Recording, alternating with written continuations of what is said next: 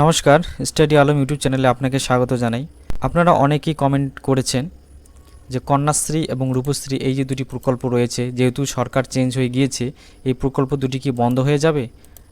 এবং যারা আবেদন করেছেন কন্যাশ্রী এবং স্যাংশন ফাইনালাইজ দেখাচ্ছে অনেক দিন থেকে, এবং রূপশ্রীর ক্ষেত্রেও তাই, তারা কি আদৌ টাকা পাবেন কি পাবে না? তো তাদের উদ্দেশ্যে জানিয়ে রাখি, ইতিমধ্যেই মাননীয় মুখ্যমন্ত্রী আমাদের জানিয়েছেন, অর্থাৎ প্রেস কনফারেন্সের মাধ্যমে জানিয়েছেন যে আগামী দিনে পুরনো সরকারের যাবতীয় প্রকল্প রয়েছে সেগুলো কিন্তু চালু থাকবে, একটাও বন্ধ হবে না।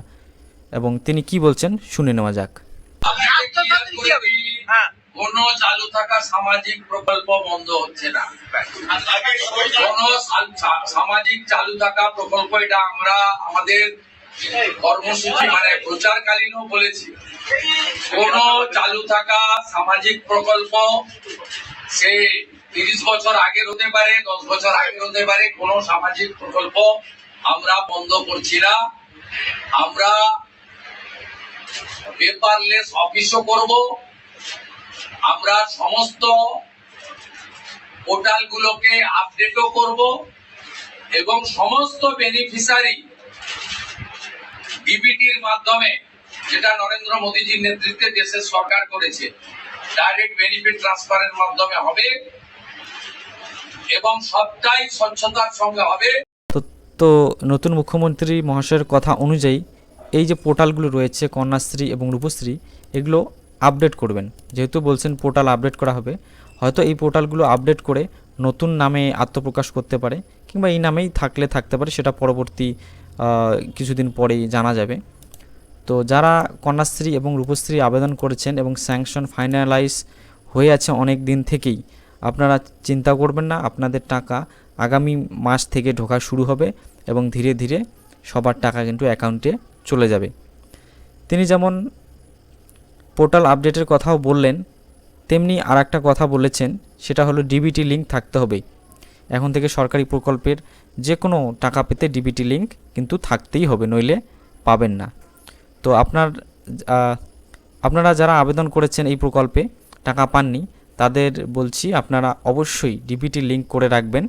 এবং ডিবিটি লিঙ্ক আছে কি না সেটা কীভাবে চেক করবেন, যদি সেটা দেখতে চান, সেক্ষেত্রে প্রথমে আপনি যে কোনো একটি ব্রাউজারে চলে আসবেন, এসে লিখবেন UIDAI। এটা কিন্তু অনেকভাবেই চেক করা যায়, তো আমরা আধারের ওয়েবসাইট থেকে চেক করব। একটা লিঙ্ক, এই লিঙ্কে ক্লিক করবেন, তারপর এরকম একটা ইন্টারফেস আসবে, এখান থেকে ভাষা সিলেক্ট করবেন, আমরা ইংলিশ করলাম।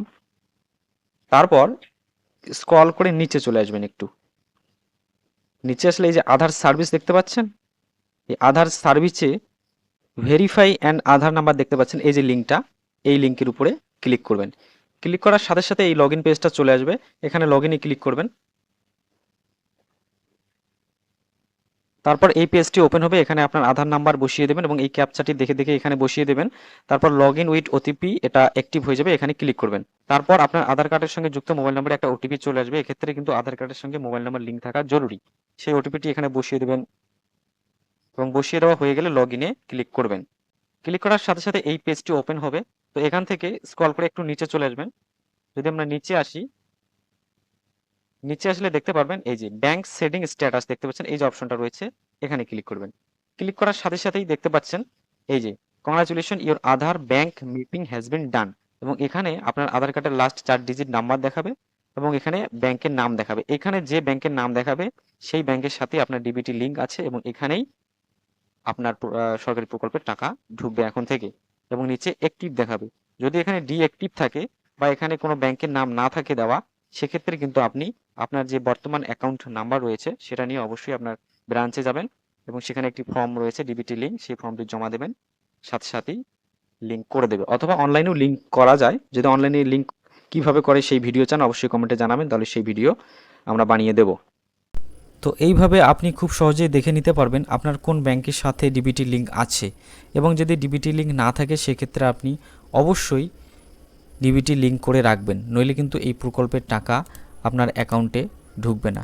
ভিডিওটি ভালো লাগলে অবশ্যই চ্যানেলটিকে সাবস্ক্রাইব করে পাশে থাকবেন, এবং এর পরবর্তী যদি কিছু আপডেট আসে সরকারের তরফ থেকে, সেই আপডেট জানতে আমাদের চ্যানেলটিকে সাবস্ক্রাইব করে রাখতে ভুলবেন না।